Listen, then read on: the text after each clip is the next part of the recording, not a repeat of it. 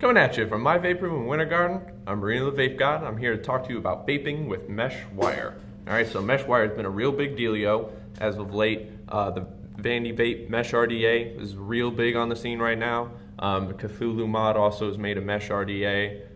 They claim it to be the first. I don't know, who really cares? It all is really cool. So the first thing that comes to mind when I'm talking vaping with mesh is the setup is so easy.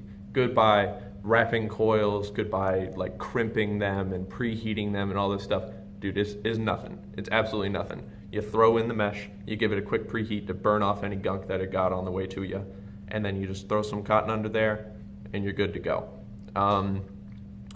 One big thing though is with this style right here, the way that the mesh RDA is set up specifically and the other ones that I've seen as well, it looks like they require a lot of cotton. And one thing you've got to keep in mind when you have a ton of cotton and you're trying to shove it into this space is that after, especially if it's trying to fill out a whole rainbow of mesh here, after not very long, once your cotton gets wet and starts to get heated, it begins to like condense.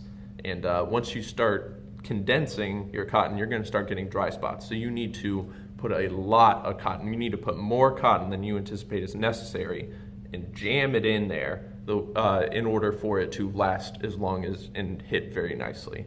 One way that I've been doing that is I'll put one end of the mesh in, put a really fat chunk of cotton in there, and then bend the mesh over it and like kind of force it all in there. And that method's been working out very well for me. It's spaced out the amount of time I get between dry hits.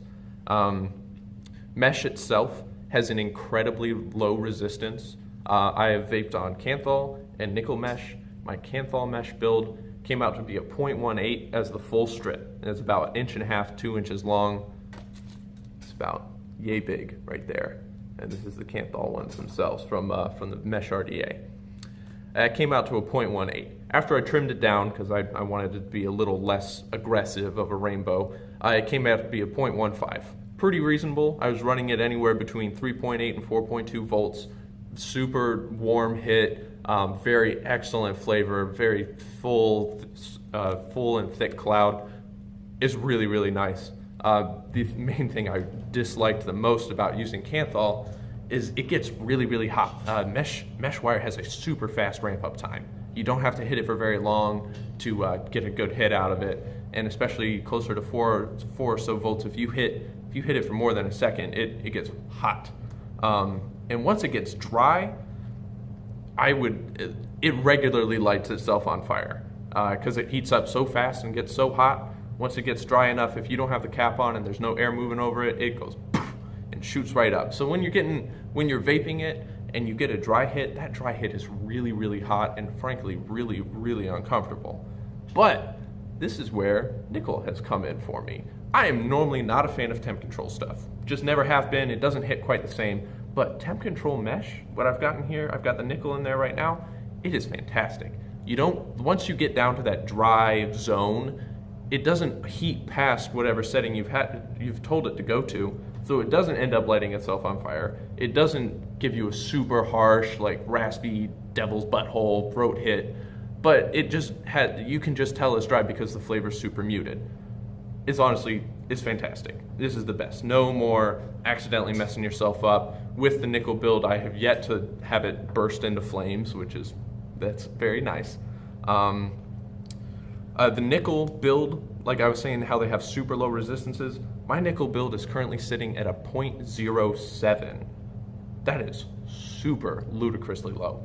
So if you're going to be vaping in mesh, you do have to keep in mind that whatever mod you're using needs to have a pretty intelligent chipset, something that can handle really, really low ohms. Right now I'm using the Drag.